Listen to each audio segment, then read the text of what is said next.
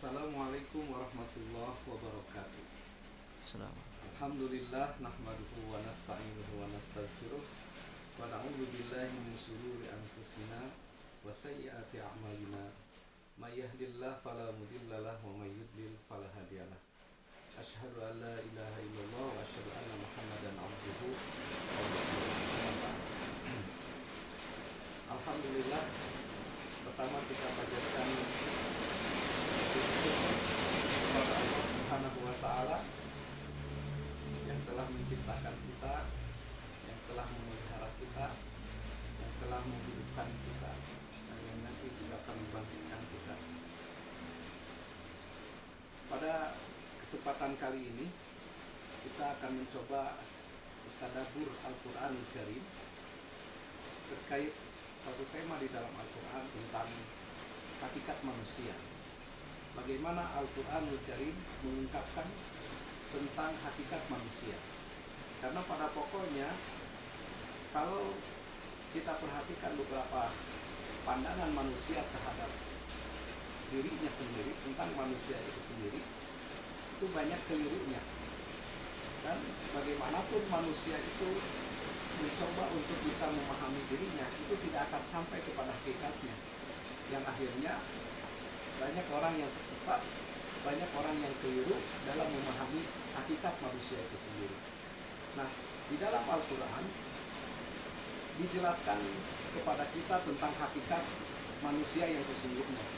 Karena yang mengungkap hakikat itu adalah Allah yang telah menciptakan manusia. Nah, setidaknya ada 5 hakikat yang Allah ungkapkan kepada kita terkait dengan hakikat manusia. Yang pertama, manusia pada hakikatnya adalah makhlukun. Makhluk yaitu ciptaan Allah Subhanahu wa taala. Jadi manusia itu ada penciptanya, yaitu Allah Subhanahu wa taala. Nah, sebagai makhluk di dalam Al-Qur'an diungkapkan bahwa Allah telah menciptakan manusia itu berada pada fitrahnya. Di dalam Al-Quran surat 30 ayat 30 Allah menjelaskan kepada kita, fa'atim wajhaka lidini hanifah fitratallahi allati fataran nasa 'alaiha. Allah Subhanahu wa taala di dalam ayat ini menyebutkan kepada kita bahwa tegakkanlah kita, hadapkanlah wajah kita untuk tunduk kepada agama Allah Subhanahu wa taala. Karena manusia telah Allah ciptakan sesuai dengan fitrahnya. Nah, fitrah ini adalah fitrah tauhid. Bahwa manusia memiliki fitrahnya, yaitu fitrah tauhid. Yang kedua, manusia diciptakan oleh Allah Subhanahu wa taala dalam kondisi lemah. Di dalam Al-Quran surat An-Nisa ayat 28 Allah Subhanahu wa taala berfirman, yuridullahu ayyukhaffifa ankum wa khuliqal insana dha'ifa wa khuliqal insana dha'ifa. Allah menjelaskan bahwa dalam penciptaannya manusia diciptakan dha'ifa, lemah. Kelemahan itu juga bisa kita rasakan gitu kan.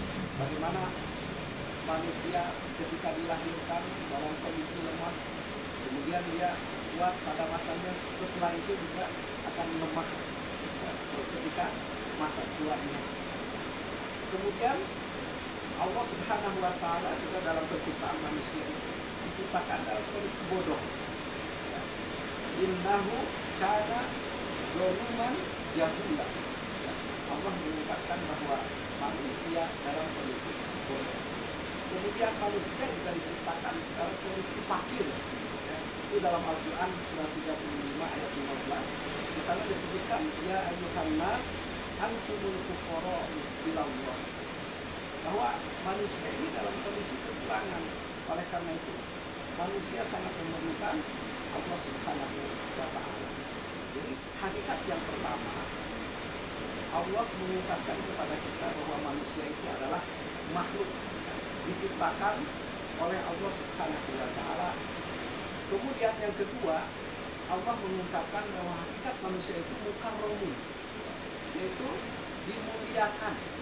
Ya, beberapa ayat yang menjelaskan kepada kita kenapa manusia itu mukarramun, dimuliakan disebabkan beberapa hal. Yang pertama, karena ditiupkan ruh.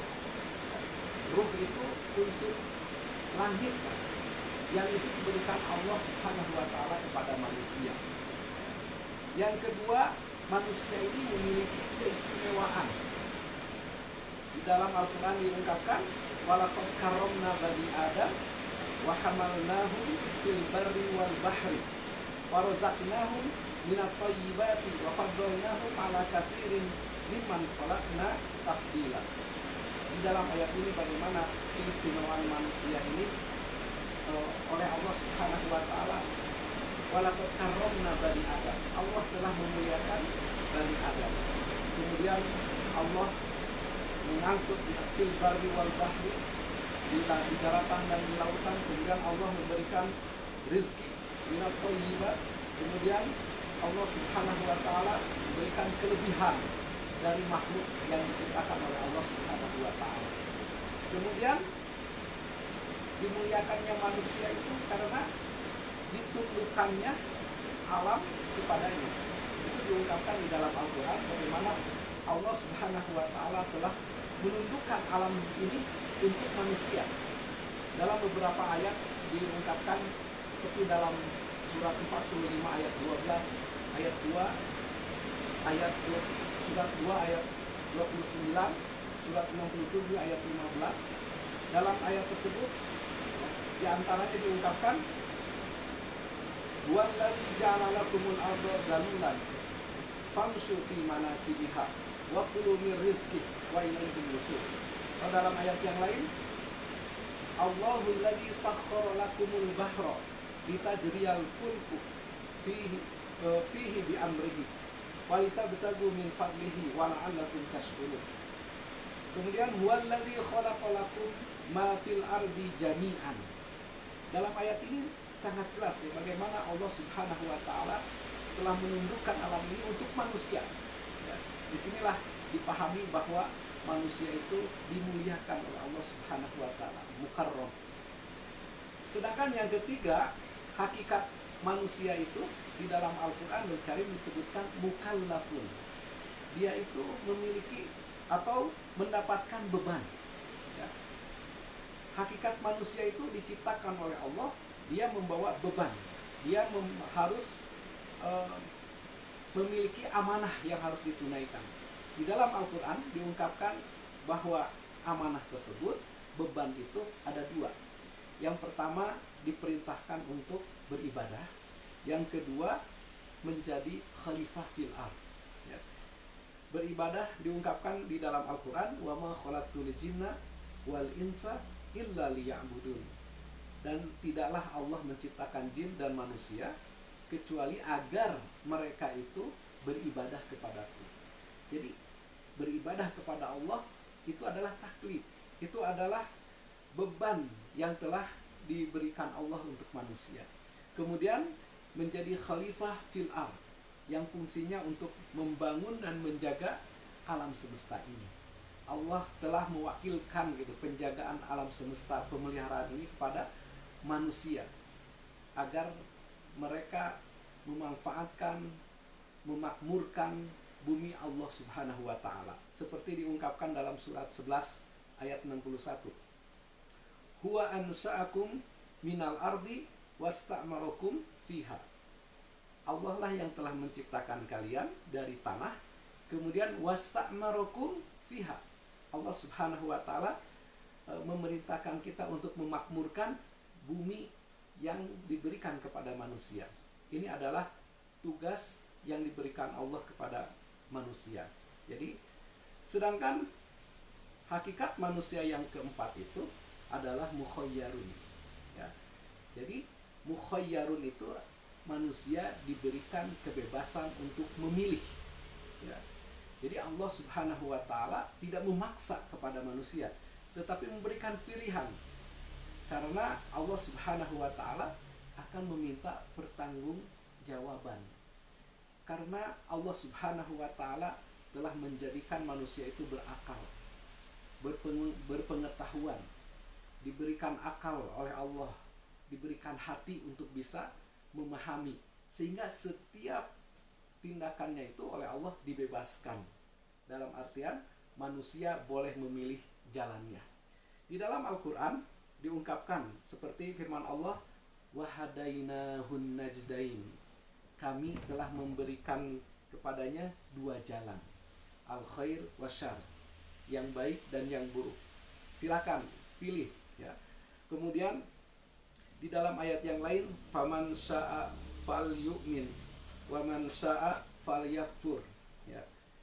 Siapa yang ingin beriman, berimanlah, dan siapa yang kafir, kafirlah, begitu ya. Jadi di sini manusia diberikan kebebasan oleh Allah Subhanahu wa taala, asalkan nanti mereka bisa mempertanggungjawabkan di sisi Allah Subhanahu wa taala atas pilihan-pilihannya itu. Kemudian yang kelima, yang terakhir, yang merupakan hakikat manusia di dalam Al-Quran itu adalah manusia itu mujzaun. Dia itu akan mendapatkan balasannya. Jadi manusia akan mendapatkan balasan dari apa yang telah mereka lakukan, ya.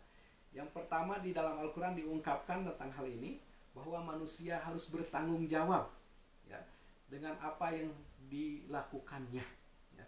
Dalam beberapa ayat diungkapkan, seperti dalam surat 17 ayat 36, kemudian dalam surat 53 ayat 38 sampai 41, surat 102 ayat 8. Yang kita baca ini dalam surat 53 ayat 38 sampai 41. Allah Subhanahu wa taala berfirman, ala taziru waziratun wizra ukhra wa allaisa lil insani illa ma sa'a wa anna sa'yahu sawfa yura summa yujzahul jazaul alfa. Di dalam ayat ini sangat jelas sekali, ya, bahwa orang yang berdosa tidak akan memikul dosa orang lain. Kemudian setiap orang akan memperoleh apa yang dia usahakan, dan setiap usahanya itu nanti akan diperlihatkan kepadanya. Dan kemudian summa yujzahu, kemudian Allah Subhanahu wa taala nanti akan memberikan balasan, ya, suatu pembalasan yang sempurna. Jadi dari sini jelas sekali bahwa manusia itu diminta pertanggungjawaban, kemudian nanti manusia akan diberikan balasannya. Di dalam Al-Quran, balasan yang Allah sampaikan kepada kita, ya, balasan yang akan disampaikan kepada manusia itu ada dua. Yang pertama, berakibat dalam surga, atau manusia itu akan berakibat di dalam neraka. Itu diungkapkan di dalam Al-Quran, seperti dalam surat 32 ayat 19. Ammal ladzina amanu wa amilus solihat falahum jannatul ma'wa nuzulan bima kanu ya'malun. Di dalam ayat ini dijelaskan kepada kita, ammal ladzina amanu, adapun orang-orang yang beriman, beramal soleh, falahum jannatul ma'wa, bagi mereka diberikan surga sebagai tempat kediamannya, dan nuzulan bima kanu ya'malun, dan itu merupakan balasan, pahala dari apa yang telah mereka lakukan. Kemudian ada juga yang berakibat di dalam neraka, seperti di dalam Al-Quranul Karim, wa ammal ladzina fasaku fama'wahumun nar kullama aradu ayyakhruju minha u'idu fiha wa qila lahum dzuqu adzaban nar alladzi kuntum bihi tukadzibun. Di dalam ayat ini adapun orang-orang yang fasaku, ya, bermaksiat kepada Allah, durhaka kepada Allah, maka fama'wahumun nar, tempat kediamannya itu adalah neraka. Setiap mereka ingin keluar, oleh Allah dikembalikan lagi, ya, ke dalam neraka itu Wakila lahum, dan dikatakan kepada mereka, duku adzaban nar, rasakanlah siksa Allah alladzi kuntum tukadzibun, yang sebelumnya kalian mendustakannya. Inilah beberapa hakikat tentang manusia yang telah diungkapkan oleh Allah Subhanahu wa taala kepada kita di dalam Al-Qur'anul Karim. Mudah-mudahan apa yang tadi dibahas ada nilai dan manfaatnya bagi kita. Aqulu qouli hadza wa astaghfirullah li wa lakum. Assalamualaikum warahmatullahi wabarakatuh.